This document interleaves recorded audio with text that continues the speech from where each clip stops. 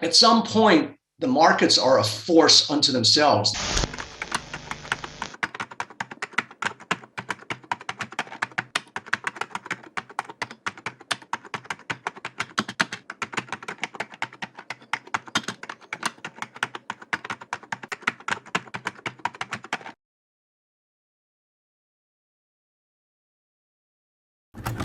When I met my wife in the mid 90s, she was just, didn't really know a lot about the financial markets and started dabbling in these .com things. And, it was like the environment now where nothing went to $600, all these companies, Vertical Net and whatever. And so she started this little portfolio in 1995. And then by 1998, she was making all kinds of money that she had no imagination that she would be making that kind of money. And then along comes me, and I started looking at her portfolio, and I look at the markets. I go, "Holy shit!" I said, "You got to get out now." And she goes, "It's like what? These things are going up, right?" So I'm talking. I get out, get out, get out. Doesn't get out. She comes home one day, and she's white. Her stocks dropped like 40% in a day. And I said, "Look, man, you got to get out because you're going to lose 100% of your stocks." People can't fathom this. So she doesn't know what to do. So she has me call her broker the next day, right? And the guy goes, "Dude, these things are just, everything you hear today, it's just a correction. These things are this." And he's giving me all of these stories, these PEs. And I said, "Man," "you are meddling with forces that you have no idea." That was my exact thing. I said, you're meddling with forces. I can't give you a PE story. I can't tell you these things are going to zero, right? Along comes the .com bust, and they all didn't go down 10% or 20 or 50. They went to dust. All of them don't even exist today. So at some point, the markets are a force unto themselves. They just take on a gravitational force, and they become an energy. And people say, "Well, the Microsofts and the Facebooks, they're trading at 20. It's a good multiple. It's all that." This is an environment where it's the baby's going to go out with the bathwater. And so, and Cramer, he always has a story about something. It's stories. It's, PEs. It's, what boomers have in there. It's, so look, I find it a joke. It was actually pretty interesting. I did a webinar once.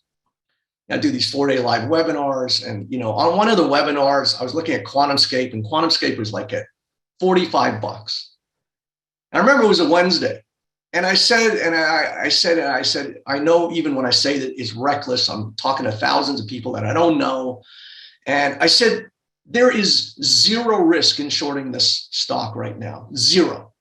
And I felt really, you don't really say that to the unsuspecting public. And I knew that was wrong, but I said it, right? So 5 o'clock. So I get off my webinar at 6 o'clock.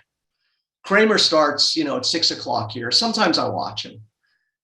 That day, I just wanted to take a breather after the webinar. So I'm just, detoxing and listening to him. And ironically, he was talking about all of these SPACs, which is what QuantumScape is. It's a SPAC, a special purpose acquisition company. It's a way a company goes public without the conventional thing. Anyhow, he was saying how all of these SPACs are garbage, and most of them are working. He said, except for QuantumScape. QuantumScape is the sole exception of these things. And on what he's saying, the stock's up like $5. I've got all of these put options that are expiring in 2 days. Cramer comes on, and the stock now is leaping higher.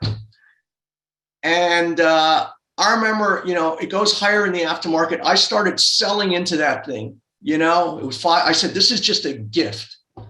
I don't think it even opened higher the next day. It just collapsed. And so he's just, look, it was 45. It was somewhere. It was right there. That was it. That was the day. I remember it like yesterday. You probably could go back and see this was a Wednesday. This was when Cramer. I said right there. I said to our members right there. It closed there on when I said you have zero risk in the stock going short. And then in the aftermarket, it went up like $5. I started selling into that. And then the next day it opens down there. So, and then went straight down. So, and so he said, QuantumScape, the Sol thing, this is at 45. Now the stock's at whatever, 17, a third of that. Look at this thing. It's at $15. So, I listen to the market. I don't listen to Jerome Powell. I look at how the market reacts to information. So I don't listen to what Jerome Powell's saying. I'm listening to how does the market respond. Now, sometimes there's a delayed effect. Like, yesterday it sold off, then the markets have a, way of thinking about it. And they think, well, now I'm thinking, differently. And so that could happen. And so now you start questioning yourself. And like I said, I think, the IGV is going to 260. I just don't know in what time frame. I mean, we could bounce to, 350 first before we go there. But this thing is just telling you that it's over. It's over. Whatever Cramer says, nothing is going to change this. The market has voted and, it's over. Now, the question is, do you kind of bounce back? There's all kinds of scenarios where you can come back here and then go down. And that's what I'm kind of afraid of yesterday. I thought, we open higher and, maybe we go this way first before we go that way. So all kinds of things, now you're in the middle. I like to get things as they're, the horses coming out of the barn. Now you're already kind of, come out of the chute. Now anything's possible. It could go that way before it goes that way. It could do anything. But it's going down. So to my mind, every time it goes up, I'm just going to short more and it'll eventually, come back.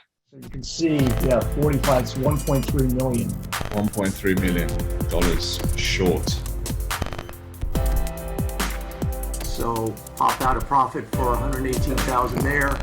So you can see how it's going crazy now. You can see how the market just going nuts. I bet like $1.6 million on this position. I'm showing right now $23,000 gain.